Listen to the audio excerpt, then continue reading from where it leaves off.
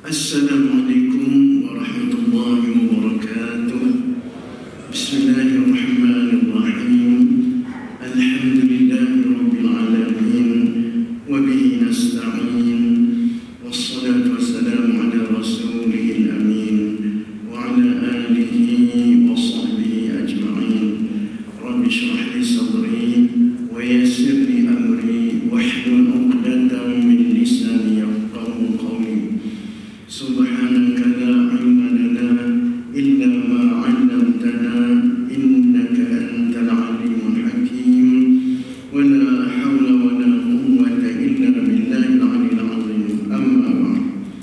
Alhamdulillah, apa khabar tuan-tuan dan puan-puan sekalian? Alhamdulillah, pada pagi ini hari Sabtu Rabiul Akhir bulan 2 ke 3 diizinkan Allah Subhanahu wa taala pertemuan kita, yang mana saya pun dah lama tak menjejakkan kaki di sini. Dan pada pagi ini alhamdulillah Allah berikan kesempatan untuk kita berkongsi. Bukanlah saya nak mengajar, berkongsi-kongsi sedikit maklumat. Mudah-mudahan dia akan menjadi sebagai petunjuk atau pegangan kita untuk sama-sama kita nak mengislahkan diri kita, untuk nak menjadikan diri kita ni antara hamba-hamba Allah yang terbaik dan antara hamba-hamba Allah yang akan diterima oleh Allah SWT nanti di akhirat. Tuan-tuan dan puan-puan yang dirahmati Allah sekalian, para sahabat Rasulullah SAW yang utama, yang empat, Abu Bakar, Umar, Osman, Ali, adalah empat individu yang memanglah Allah pilih daripada awal lagi. Mereka bukanlah naik atas pilihan manusia ataupun naik atas kerana keturunan atau zuriat, tapi mereka dipilih oleh Allah Subhanahu wa taala sebagai pewaris kepada kepimpinan Rasulullah sallallahu alaihi wasallam. Walaupun di sana kemudian daripada itu ada pro dan kontra di antara mereka, menyebabkan Sayyidina Umar dibunuh, Sayyidina Osman dibunuh, dan Sayyidina Ali pun dibunuh. Kerana ada pro dan kontra itu, walaupun dia dilantik oleh Allah, Allah yang melantik sendiri, tapi manusia ini berbagai ragam. Walaupun itu ada yang juga memusuhi, tidak setuju. Jadi di antara bukti-bukti mereka ini memang dipilih oleh Allah Subhanahu wa taala, bukan dipilih oleh manusia dan bukan kerana keturunan. Mereka ini daripada semenjak awal lagi sentiasa bersama Rasulullah sallallahu alaihi wasallam.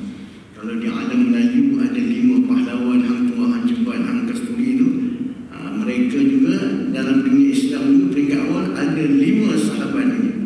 Rasulullah, Sayyidina Umar, Rasulullah, Sayyidina Abu Bakar, Sayyidina Umar, Osman dan Ali. Kemana-mana keadaan mereka pun, mereka berempat ini tetap ada. Selalu duduk bersantai-santai, bersembang-sembang, berlabun-berlabun, bertukar-tukar fikiran. 5 orang ni. Itu kita sebagai ahli sunnah wal jamaah, kita kena terima itu dengan penuh yakin bahawa keempat-empat Amirul Mukminin ini ataupun Khalifah Rasyidin ini adalah pilihan Allah, lantikan daripada Allah Subhanahu wa taala. Baik, dalam keadaan mereka sentiasa bersama, ada satu peristiwa, satu cerita yang mana mereka berlima ini duduk santai-santai sambil berbual, sambil berlabun. Tapi labun dia bukanlah labun macam kita. Kalau labun kita duduk bersantai di kedai kopi, kalau masa sekarang ni tak lain tak bukan, ceritanya tentang pilihan raya lah, yang akan berlangsung pada 19 bulan nanti. Tapi kelima-lima sahabat ini, labun dia tu atau perbualan mereka itu sekitar hal-hal akhirat. Maka dalam keadaan mereka sentiasa berjumpa itu adalah satu peristiwa yang kelima-lima ini berjumpa di satu tempat, berbual-bual. Dan ini yang nak saya kongsikan buat tuan-tuan pada pagi ini. Dan saya rasa di antara tuan-tuan dan perempuan pun pernah dengar lah cerita ni, pernah tahu cerita ni, pernah dengar hadis ni. Baik, dalam duduk lima tu Rasulullah sallallahu alaihi wasallam memulakan percakapan, memulakan perbualan. sabda Rasulullah, kata Rasulullah sebagai penghormatannya, kata Rasulullah tu kita sebut sebagai sabda. Sedangkan sabda itu diambil daripada bahasa Parsi, tak salah saya. Kalau Allah tu kita kata firman, tapi kalau dalam bahasa Arab dia tetap gunakan qala yaqulu. Baik, sabda Rasulullah SAW, hubbiba ilayya min dunyakum salasatun, at-tib wan nisa'u wa ju'ilat qurratu 'aini fi as-salat. Tiga perkara daripada nikmat dunia ini yang dikurniakan kepadaku, yang sangat aku sukai. Itu Rasulullah memuliakan perbualan. Ringkasnya cara bahasa kita ni, dalam penghidupan ni, kata Rasulullah, ada tiga benda. Itu cukup aku suka. Aku suka tiga benda ni, dan tiga benda inilah yang boleh membawa kepada jalan akhirat, memberikan pahala-pahala kepada kita. Apa dia tiga benda ni, kata Rasulullah? Yang pertamanya wangi-wangian, kasturi kijang. Ya, Rasulullah ni sangat suka kepada wangi-wangian. Tak selesa. Jadi kita sebagai mengambil sunnah daripada Rasulullah SAW, kita pun kena tanam kepada jiwa kita suka kepada wangi-wangian. Cuma wangi-wangian kepada orang perempuan bersyarat. Wangian-wangian itu cuma untuk diniatkan untuk suami saja, dan untuk dalam keadaan duduk di rumah. Jangan, walaupun di luar dia pakai wangi, tapi jangan terdetik dalam hati, terniat dalam hati. Wangi-wangian ini untuk menarik perhatian orang sekeliling. Itu bagi orang perempuan, syarat yang dikenakan.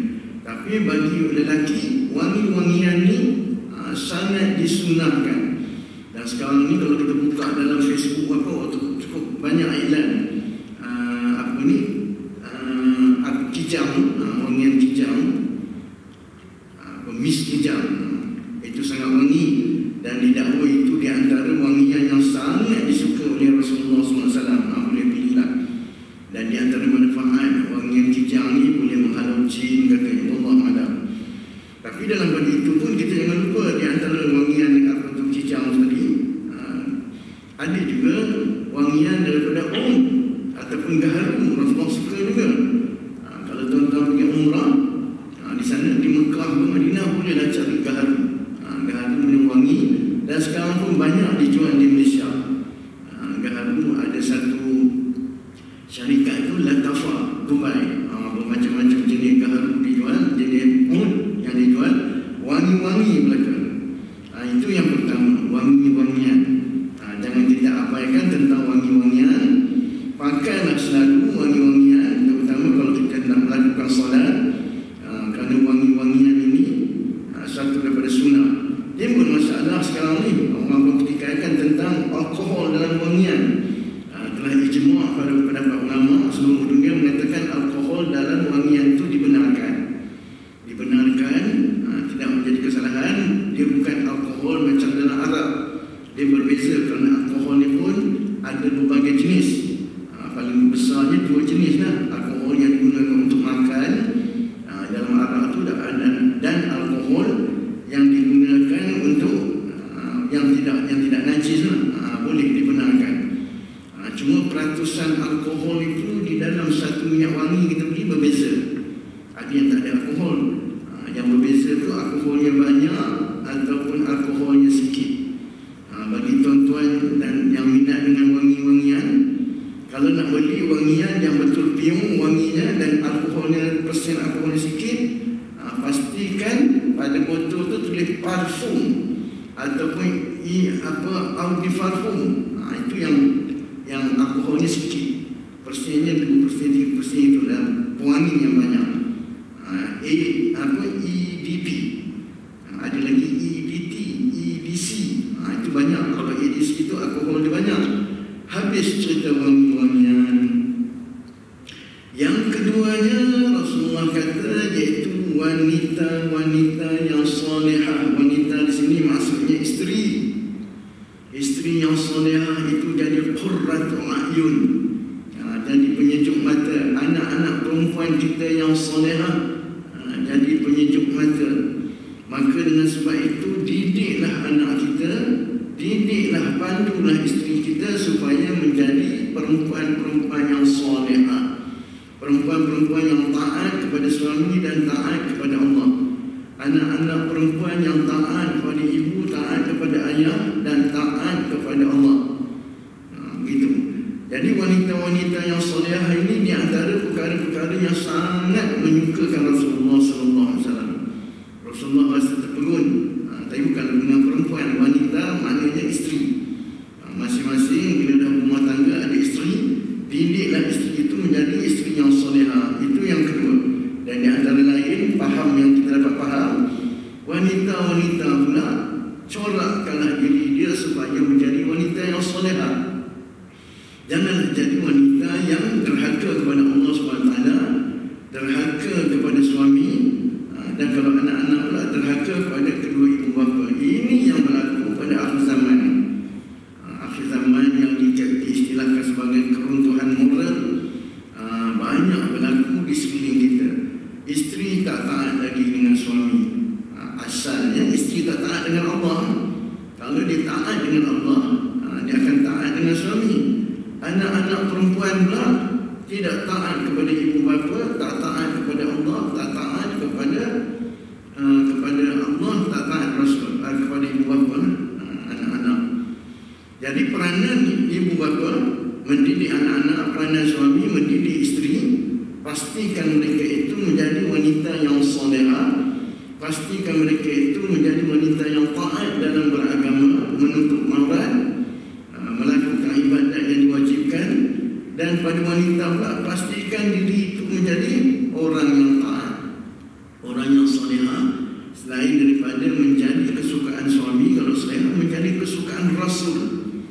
Rasulullah SAW sangat suka kepada wanita, ataupun maksudnya isteri yang solehah, isteri yang taat kepada suami, dan wanita anak-anak yang taat kepada kedua ibu bapa. Baik, itu yang kedua. Kita pasti. Yang ketiga, kata Rasulullah, yang paling menyenangkan hati aku, ini yang kita nak tengok balik, iaitu ketenangan hati di dalam solat. Itu perkara yang Rasulullah sangat suka. Solat itu menjadi satu fasal atau menjadi satu perkara yang memberikan ketenangan kepada Rasulullah. Rasulullah bila ada masalah, dia akan solat. Rasulullah apabila dia ada masa lapang ilmu, dia akan solat. Rasulullah apabila nak melakukan sesuatu, dia mulakan dengan solat. Umpama contoh nak musafir, kita tak nak musafir, start motor, start kita jalan, Rasulullah mulakan dengan solat. Kita kalau nak musafir pergi umrah, dia bawa kita solat musafir. Yang lain itu kita lupa. Rasulullah mengakhiri sesuatu perkara yang telah berjaya dengan solat. Jadi solat itu sesuatu yang menenangkan, sesuatu yang memberikan jawapan sempurna kepada segala amalan kita. Pada tanya di sini yang kita nak pertanyakan, bagaimana solat kita? Bukan saja kita tak mengutamakan solat, malahan dalam solat kita lah yang menjadi perkara lebih huru-hara. Dalam solatlah datangnya perkara-perkara dunia. Kenapa saya kata begitu? Itu pengalaman kita masing-masing. Itu pengalaman saya. Itu pengalaman barangkali tuan-tuan. Di rumah lupa di mana letak kunci motor, kunci almari, kunci pintu. Cari tak jumpa. Puas satu hari cari. Sehinggalah masuk waktu asar contoh. Pergi sembahyang asar, Allahu Akbar kabira, bismillahirrahmanirrahim, alhamdulillah. Dalam sembahyang orang teringat, tadi terletak atas almari rupanya. Sebab tadi pasal nak buka almari tu, nak ambil barang atau kunci tu, letak di tempat ini. Teringat, balik-balik pergi cek betul. Jadi kita solat macam ini ya.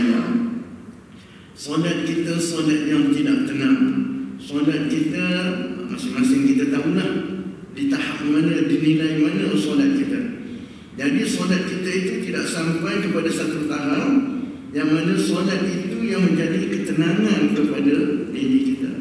yang menjadi pengubat kepada diri kita, yang menjadi penyelesai masalah. Tadi selesai masalah lah, jumpa kunci dalam solat waktu fikir.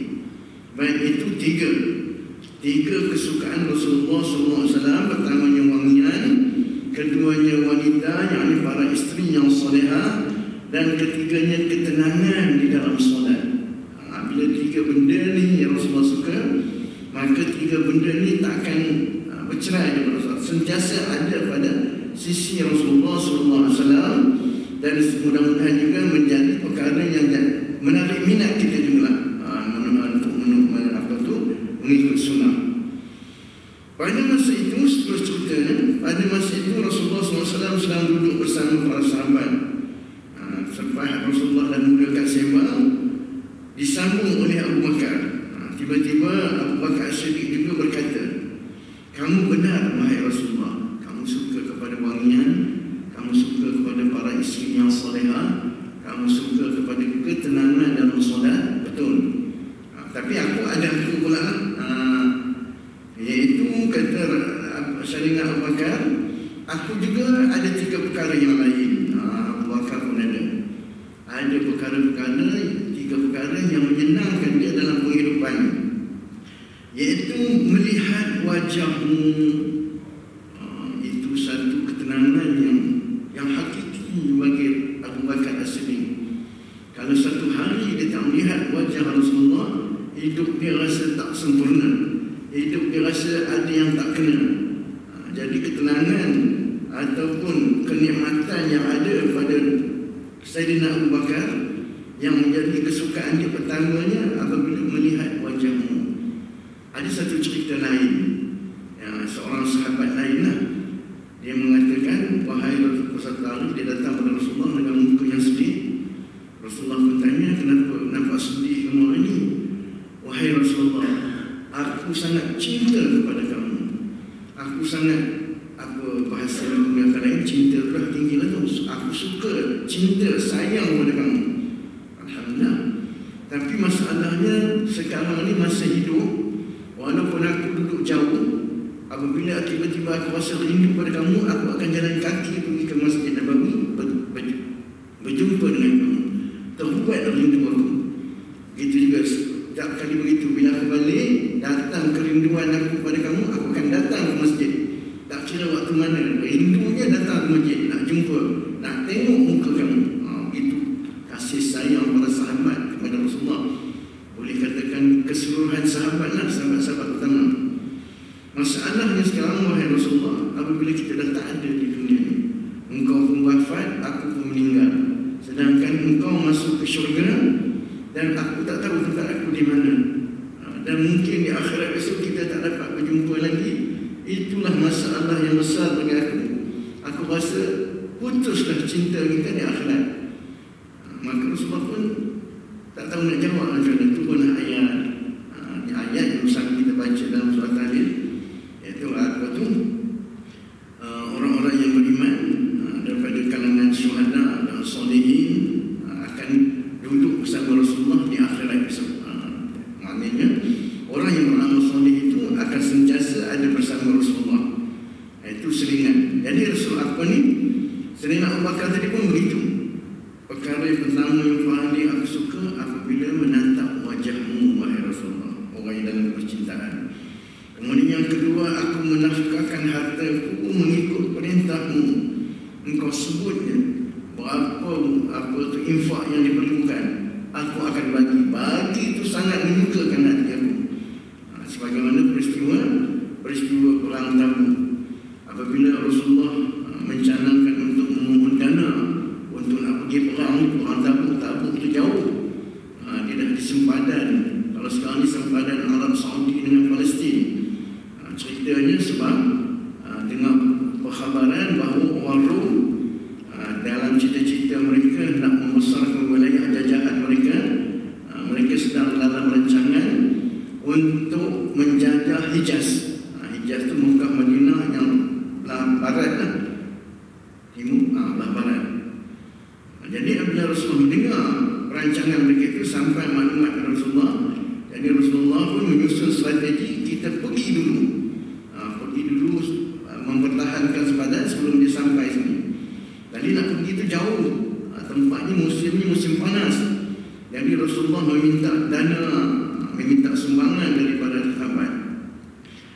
berbagai-bagai sahabat lah yang memberikan dana, yang bagilah. Dan Abu Bakar juga terus memberikan dananya seluruh hartanya. Selagi mana ada yang kecil ke yang besar, semua dibagi pada Rasulullah supaya ditukar menjadi dana untuk pergi perang. Apabila Rasulullah dapat tahu, Rasulullah pun tanya, wahai Abu Bakar, takkan bagi semua? Apa yang tinggal lagi untuk kamu?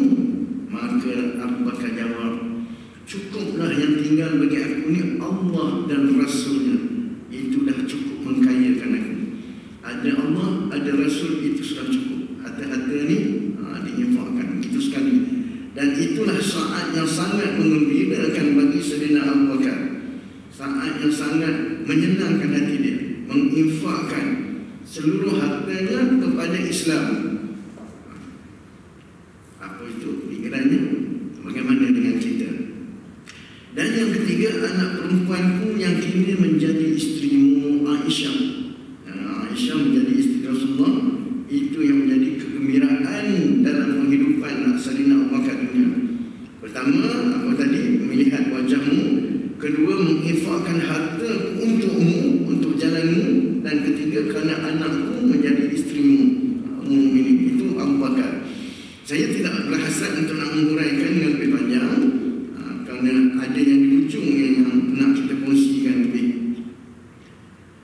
Kemudian selepas Abu Bakar, Sayyidina Umar pun menyambut juga, entah ada bersembang.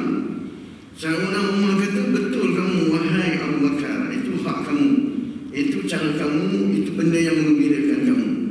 Kamu betul. Dan aku juga ada 3 perkara yang mengembirakan aku dalam penghidupan ini. Apa dia?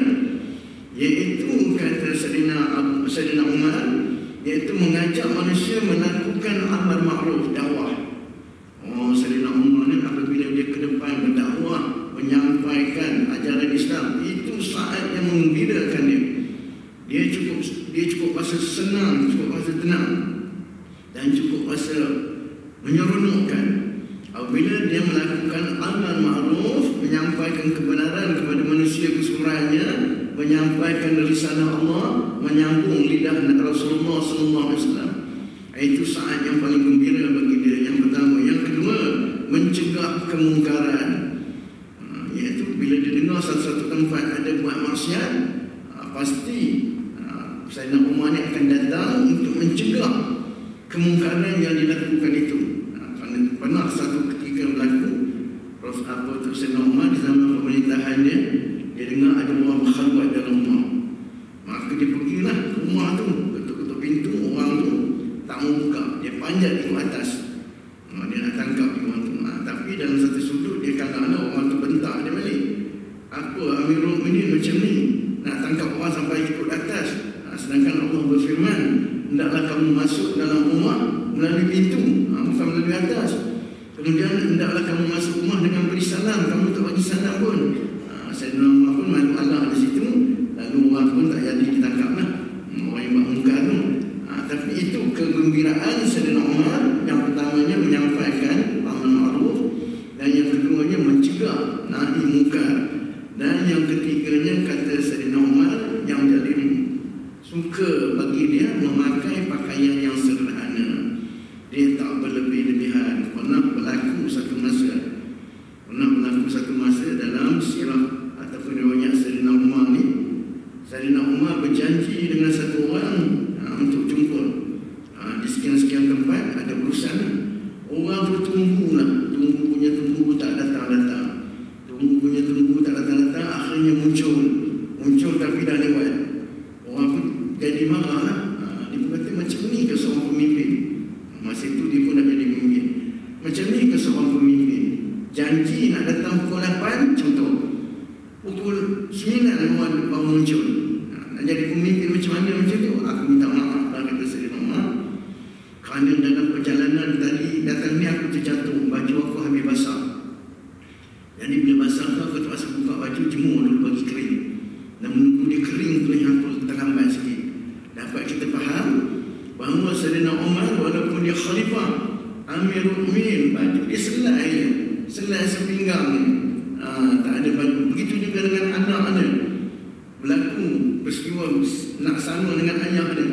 Tetapi ayah dia pergi cover, nak kamu pakai baju aku untuk nak temu. Maka anaknya tu Ibnu Umar, Abdullah bin Umar, dapatlah menepati janji dengan orang tu, tapi dia datang dengan memakai baju ayah dia. Kerana baju dia dah berlaku sesuatu yang mencegah, menghalang. Itu sekali. Kita tengok seorang pemimpin yang hebat berpakaian sederhana. Yang ketiga, baik habis kenyataan Sayyidina Umar itu, Sayyidina Osman pun menyambung juga. Kamu benar wahai Umar, aku juga menyukai 3 perkara yang lain. Itu Sayyidina Osman lah. Sayyidina Osman kata apa? Aku suka memberi makan orang yang lapar, mengenyangkan orang yang lapar. Mana dia dengar orang yang lapar.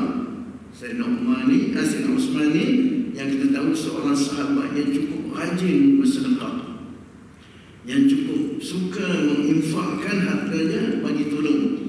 Sampai cerita yang kita dengar tu, satu perigi yang Sayyidina Osman beli daripada seorang Yahudi, diinfakkan untuk seluruh umat Islam.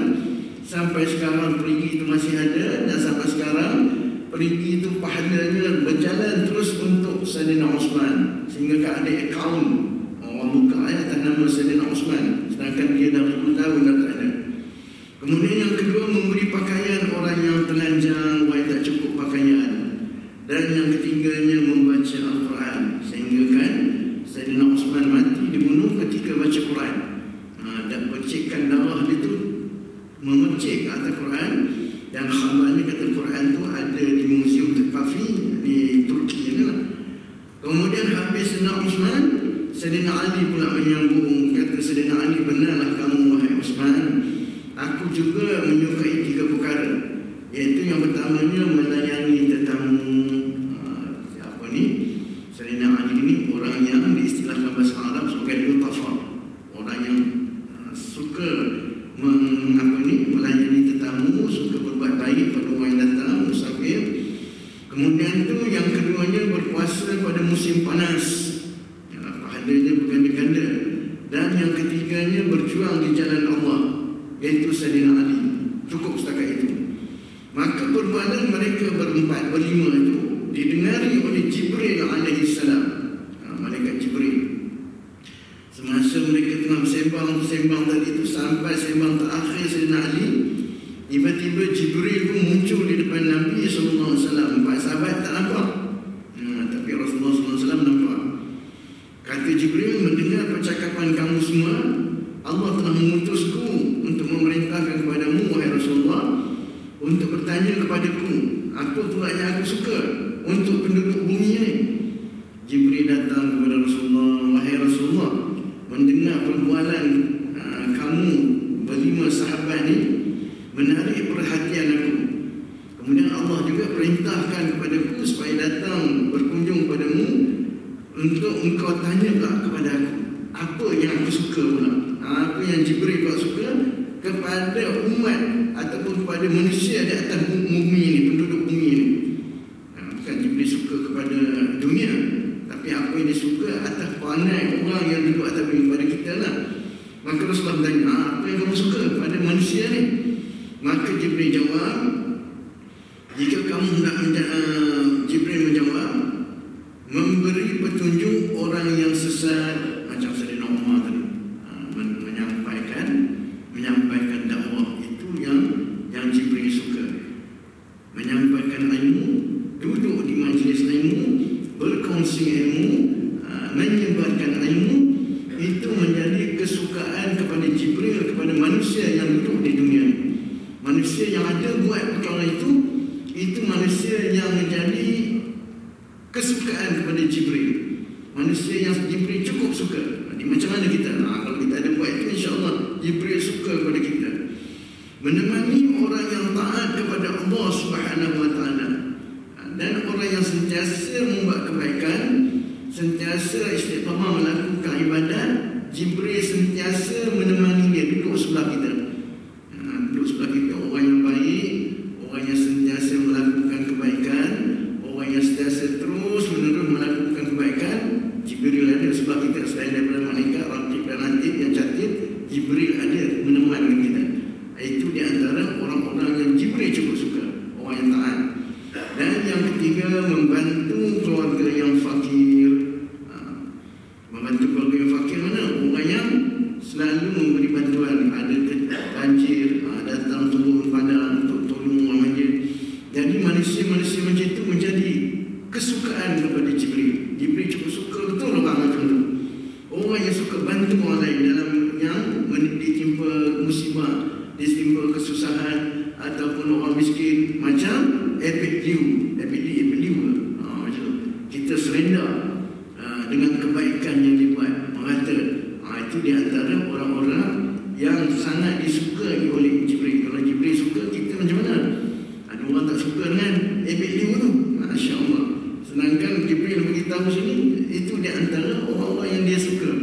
Orang yang sentiasa memberikan bantuan kepada orang yang memerlukan bantuan. Walaupun sini kata orang yang fakir, dia bantu sentiasa, apa istilah, open hand. Boleh minta apa saja. Dia buat duit banyak, minta, dia bagi. Habis cerita tu, yang seterusnya, ini penutupnya yang nak kita tekankan sikit, yang saya nak tekankan sikit. Seterusnya Jibril berkata, Allah juga suka kepada 3 perkara kepada hamba-Nya. Ini paling penting. Rasulullah tadi suka kepada hal-hal dunia yang menyenangkan dia. Abu Bakar pun sama, Umar pun sama, Osman pun sama, Ali pun sama. Ada masing-masing dengan kesukaan masing-masing terhadap dunia ini. Dan Jibril juga datang memberitahu dia juga ada kesukaan yang cukup menyukakan hati dia kepada manusia yang hidup di dunia. Bukan dunia, dia tak cinta pada dunia macam manusia. Dia suka kepada manusia yang ada dunia ni, yang ada 3 bentuk ni. Itu Jibril suka. Saya ulang balik, iaitu orang yang sentiasa membuat kebaikan, orang yang sentiasa menyebarkan ilmu, dan orang yang sentiasa menolong manusia dalam keadaan susah, orang manusia yang susah. Itu Jibril suka. Dan Allah juga, kata Jibril, mencintai 3 perkara daripada hamba-Nya. Apa yang ada pada kita, 3 perkara itu menyebabkan Allah cukup cinta kepada kita, cukup sayang kepada kita, sentiasa berselawat kepada kita. Selawat Allah, selawat kita kepada Rasulullah, doa selawat Allah kepada kita, iaitu memberikan rahmat. Inna Allah wa malaikatahu yusalluna 'alan nabi ya ayyuhallazina amanu sallu 'alaihi wa sallimu taslima. Wahai orang beriman, selawat atas Nabi, nescaya Allah akan selawat kepada kamu pula. Selawat Allah pada kita, iaitu Allah memberikan keberkatan, memberikan kebaikan, memberikan kerahmatan pada penghidupan kita, pada diri kita. InsyaAllah rajin-rajinlah selawat. Bulan Rabiul Awal dah habis lah, dah sekarang Rabiul Akhir. Iaitu yang pertamanya, usaha kuat seorang hamba untuk melakukan ta'at, istiqamah. Fastaqim kama umirta, maka berlaku istiqamahlah sebagaimana yang perintahkan. Maka dengan sebab itulah Allah suka kepada orang macam ni, kerana istiqamah itu juga merupakan satu perintah daripada Allah Subhanahu wa Ta'ala. Lakukanlah satu amal, tetapi amal itu akan jadi bernilai sekiranya ada istiqamah di situ. Istiqamah di sini maksudnya berterusan, maksudnya kekal, maksudnya kita pelihara, dan maksudnya kita sentiasa topak lagi baik, lagi baik, lagi baik. Tidak termasuk dalam makna istiqamah. Kalau semayangnya cincai-cincai, esok pun cincai-cincai, semayang dia tak pernah tinggal. Dia sentiasa lakukan, dia buat daripada dulu sampai sekarang. Tapi daripada dulu sampai sekarang, taraf semayang itu taraf masa dia belajar di tadika dulu. Masa dia di tadika dulu, cikgu dia ajar macam ni, ini bacaan, ini bacaannya. Maka itulah taraf nilai semayang dia. Daripada dia tadika dulu sampailah umur dah 60 tahun. Itu istiqamah juga, tapi tak dinilai sebagai istiqamah kalau tahapnya sama. Termasuk istiqamah, iaitu kita sentiasa memperbaiki ibadat kita itu dari segi zahirnya, di samping kita kekal melakukannya, dan di samping itu juga kita memperbaiki, memperelokkan lagi, sentiasa topak dengan ilmu, sentiasa diperbaiki mana-mana yang kurang. Dengan sebab itu menuntut ilmu itu tak boleh berhenti.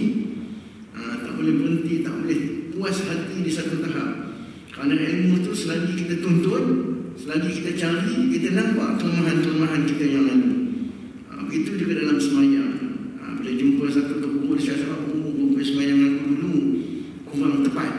Jumpa lagi turun lain syarah tentang solat ni, kita berpuasa. Ada solat-solat aku dulu yang kurang. Disyarahkan lagi makna turun lain, baru kita pasal. Ada dulu yang perkara-perkara yang kita dah tahu tapi dah terlepas pandang. Maknanya kena sentiasa ditopap, kena sentiasa dijaga istiqamah itu, dan sentiasa diperbaiki dari semasa ke semasa. Tak boleh dalam tahap tertentunya. Baik, itu yang pertama, iaitu hamba yang berusaha kuat dalam melakukan taat. Kalau sekadar kita kekal dalam keadaan begitu, buat, itu tidak dinamakan usaha kuat. Jadi usaha kuat itu maknanya di samping melakukan taat itu dalam keadaan yang tak pernah tinggal, kita pula sentiasa memperbaiki keadaan ibadat kita, terutama sekali solat. Solat ni kalau kita perhatikan, pengalaman saya lah masuk mana-mana masjid, sudah pasti banyak kita tengok berlaku kecacatan, berlaku tidak kesempurnaan solat seseorang. Jadi Allah alam, kita terpulang kepada Allah lah. Kadang-kadang tu ada berlaku yang tak sah. Apatah lagi kalau kita pergi Mekah, kita pergi Madinah dengan masyarakat yang macam-macam. Kita tengok dari segi ilmu yang kita tahu, pengetahuan yang kita tahu, ya Allah, banyak keadaan solat-solat yang dibuat itu kita rasa macam tak sah, batal sembahyangnya. Jadi dengan sebab itu ilmu itu penting. Bukan dalam bab sembahyang itu yang utama lah. Kerana itu benda yang akan dihisap pertama-tama di akhirat besok. Begitu juga yang lain-lain. Cara kita nak bantu orang pun, cara kita nak bersedekah pun, cara kita nak bagi infak pun, kita perbaiki dalam semasa-semasa. Bukan setiap jemaat masuk duit, setiap jemaat masuk duit dan tabung. Itu istiqamah juga. Tapi tidak ada pembaikan di situ, tempat yang lebih baik dari segi zahir perbuatannya dan dari segi niatnya. Ada satu ustaz yang bagi panduan. Kalau saya pernah ingat dengan ustaz tu, tapi kalau di semua tuan-tuan pun kenal. Dia kata kalau kita bersedekah ni, jangan lupa kita bersedekah itu, kita masukkan duit dalam tabung ke, kita bagi kat orang ke, kita tolong kat orang ke. Jangan lupa dalam masa bagi itu kena pasang niat. Pasang niat apa? Pasang niat, ya Allah, ini sedekahku, mudah-mudahan engkau, aku mohon, bukan mudah-mudahan, aku mohon engkau ampunkan dosa aku yang dulu, yang telah lalu. Sebab kita ni memang tak sunyi daripada buat dosa. Di antara langkahnya kita istighfar, kita taubat, di situ salah satu langkah. Kita derma tu, kita selarikan dengan niat kita, ya Allah, mudah-mudahan derma ini engkau ampunkanlah dosa aku, dosa yang dulu-dulu, dosa kesilapan kita yang dulu-dulu. Itu yang pertama. Allah sangat cinta kepada hamba yang sungguh-sungguh kuat dalam taat kepada Allah Subhanahu Wa Taala. Yang kedua, ini payah kita nak buat, tapi tak dinafikan ada tuan-tuan yang buat, iaitu tangisan hamba, seorang hamba yang menyesali kemungkaran atau maksiat yang telah dilakukan.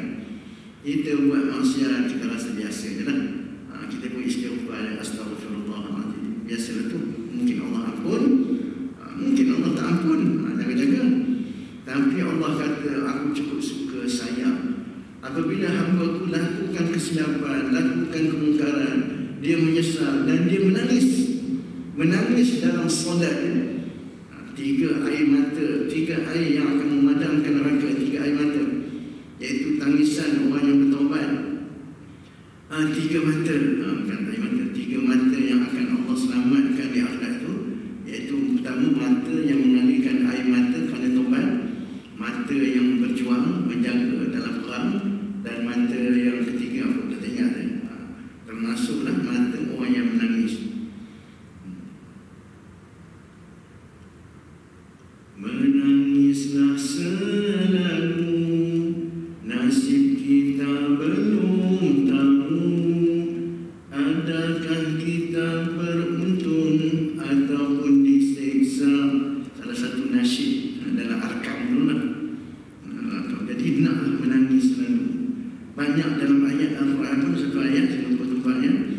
Allah kata banyakkanlah menangis dan kurangkanlah ketawa. Tapi sekarang ni tak banyak orang yang mengajak kita nangis, tapi banyaknya orang yang mengajak kita ketawa. Maharaja Lawak, tengok je mesti ketawa. Kau. Orang yang ketawa, banyak ketawa ni, hati dia jadi gelap, hati dia jadi hitam. Sekali dia ketawa, dia hitam hati dia. Dua kali ketawa, dua hitam. Jadi kena banyakkan menangis, menyesal. Apa nak saya sesal ya? Apa nak saya tangis? Saya tak pernah buat maksiat pun. Saya sebaik dah. Daripada kecil ayah saya dah didik baik, tak pernah saya buat maksiat. Saya tak pernah berzina, saya tak pernah berjudi, saya tak pernah bunuh orang, saya tak pernah mencuri, saya tak pernah. Jadi apa yang saya nak tangiskan? Tangiskanlah. Carilah juga kesalahan kita, kerana kita manusia ni tetap ada buat dosa. Kita tak mencuri, kita tak berzina, kita tak tak merubah, tapi kita mungkin menyakitkan hati orang. Kita buat sesuatu, kita rasa kita buat itu betul, kita rasa kita buat itu orang suka, tapi rupanya orang menyampah. Orang rasa sakit hati, orang rasa tersinggung, tapi orang tu tak tunjuklah yang dia tersinggung, yang dia terguris hati atas perkataan ke perbuatan kita. Gelak-gelak, kita pun gelak, kita rasa dia suka. Rupanya hati dia terguris, dia rasa tersinggung, dia rasa sakit hati. Aku kalau ada kurang nak pedai balik dia, tapi insyaAllah rupanya ada dosa kita. Banyak, ada dosa yang kita nampak, yang kita tahu, ada dosa yang kita tak tahu. Dengan sebab itu doa, dan doa dalam sembahyang tahajud, Allahumma ghafir lima qaddamtu wa ma akhartu wa ma asrartu wa ma asrartu wa ma alantu wa ma anta alamu bihi minni. Ya Allah, ampunkanlah dosa aku yang aku tahu, yang aku tak tahu, yang zahir dan batin, yang tak tahu dan yang batin itu, yang tersembunyi. Banyak sebenarnya dosa-dosa kita yang kita tak sedar, kita terlepas pandang. Dengan sebab itu kita rasa kita tak berdosa. Jadi manusia yang kedua yang Allah sangat suka, orang yang menangis, mengeluarkan air mata, menyesal atas maksiat yang dia lakukan. Banyak dia mengumpat. Sebenarnya dosa besar, dosa mengumpat itu dosa yang kita tak sedar. Dia lebih besar daripada mencuri, merompak, merokok, mengumpat itu lagi besar. Lagi besar dosa mengumpat itu, riba, ataupun apa istilah lain, mengumpat, riba, mengatur orang, kerana dia akan membunuh, fitnah. Itu lagi besar. Apatah lagi secara tak sedar, di musim nak pilihan raya ni, macam-macam. Ada 4 penjuru kita sekarang ni, A, B, C, D. Yang suka A, dia akan komen B, C, D. Yang suka B, dia akan komen A, C, D. Yang suka C, begitulah seterusnya. Dan dia tak komen pun, dia share komen dalam Facebook ke apa. Ini parti tak guna, ini parti makan rasuah, ini parti gitu-gitu. Like. Itu pun ada dosa tu. Jadi saya nasihatkan bagi diri saya dan kepada tuan-tuan, di musim perayaan itu, di musim nak pilihan raya ini, kita tak usahlah terlibat. Biar orang politik dengan kerja politiknya, kita senyap dia, sampai masa 19-11 tu kita pangkal lah. Ikut mana yang kita suka, ikut mana yang kita nilai terbaik buat kita. Dia menang, dia kalah, itu keputusan kemudian terpulang. Kita bila dah lantik jadi kerajaan besok, sebagai orang Islam, kita taat, ikut saja perintah dia. Dia dah jadi pemerintah, kita ikut. Itu dasar dalam Islam. Ada peluang pilih. Tapi jangan terlibat dengan fitnah, terlibat dengan umpat kecil, terlibat dengan apa? Itu kata orang tu dosa kering. Dosa kering. Baik, yang ketiga, yang terakhir, kata Allah Subhanahu Wa Taala, manusia yang paling aku suka, hamba-Ku yang paling aku suka, iaitu hamba-Ku yang sabar dalam menghadapi sebarang kesulitan, kefakiran, musibah.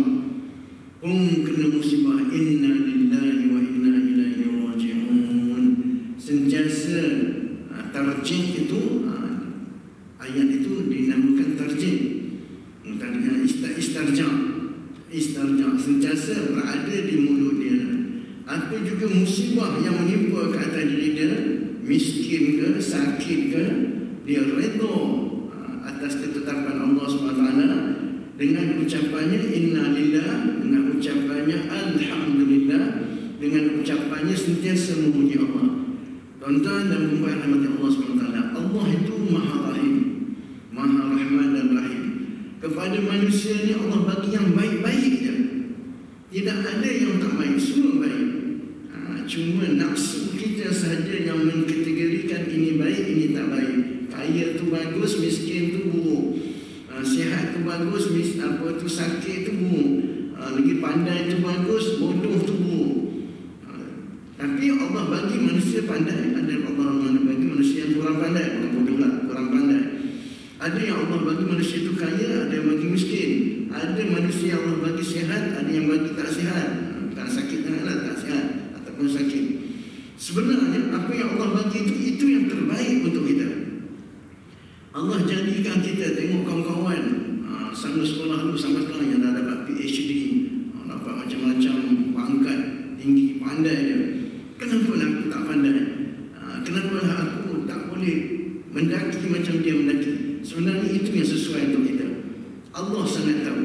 Allah tahu dia sesuai dengan PhD dia, engkau sesuai dengan diploma dia cukup. Dengan diploma tahap itu. Itu yang sesuai bagi kamu. Allah bagi dia sihat, itu yang sesuai bagi dia. Allah bagi kita sakit, itu yang sesuai bagi kita. Jadi sakit yang Allah bagi kat kita itu sebenarnya kebaikan.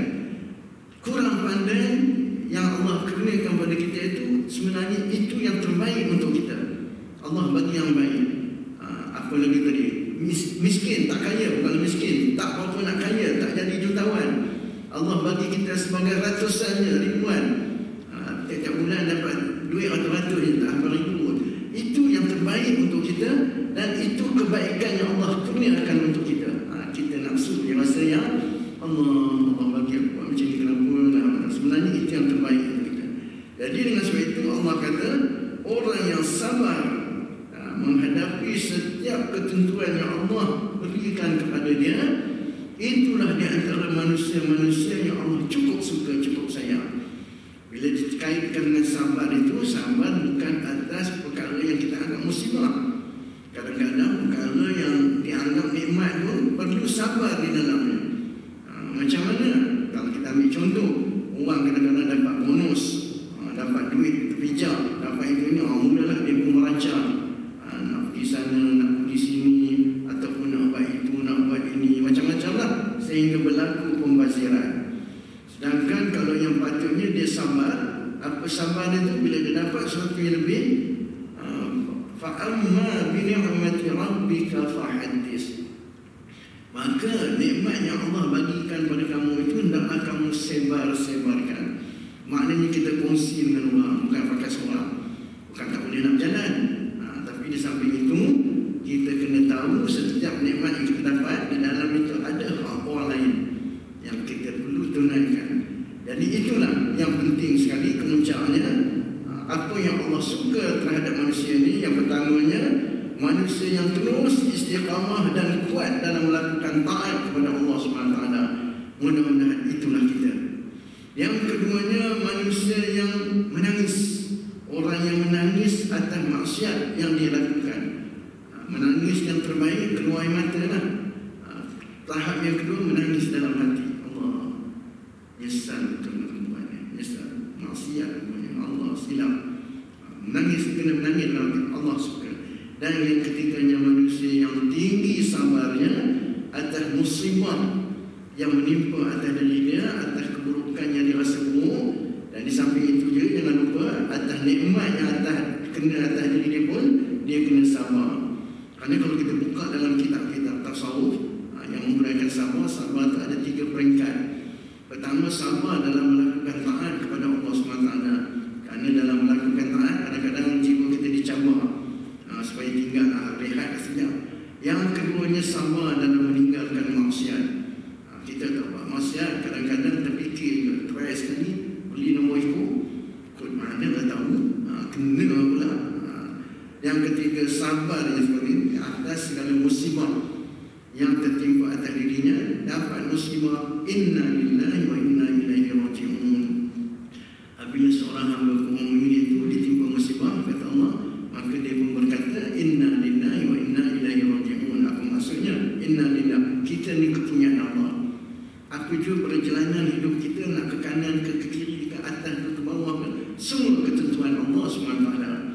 Jadi sesuatu yang dapat, sesuatu yang kita anggap rasa benda itu buruk bagi kita, itu hak Allah, inna lillah, pahala bagi Allah. Jadi tuan-tuan dan puan-puan, saudara hadirin yang sekalian, itulah sekadar perkongsian saya dengan tuan-tuan pada pagi yang berkat ini.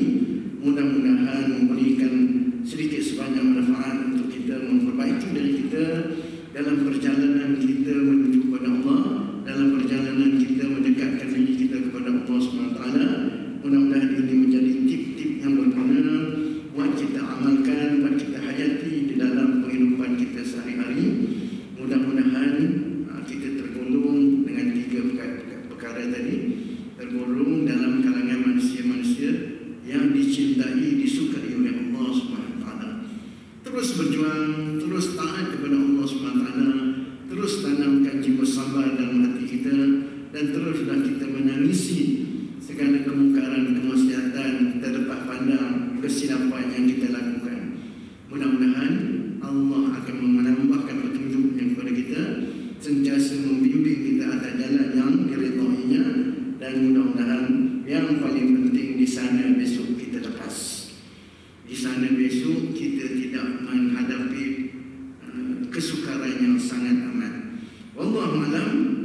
Aqulu qawli hadza, astaghfirullahalazim li wa lakum. Wassalamualaikum warahmatullahi wabarakatuh.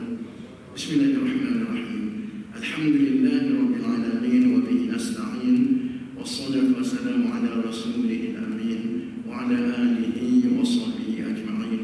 Allahumma nawwir qulubana bi nuri hidayatika kama nawwartal arda bi nuri syamsika abadan abadan bi rahmatika ya arhamar rahimin. Rabbi zidna ilma warzuqna fahma wa la hawla wa la quwwata illa billahi al-'aliyyil 'azim. Wa sallallahu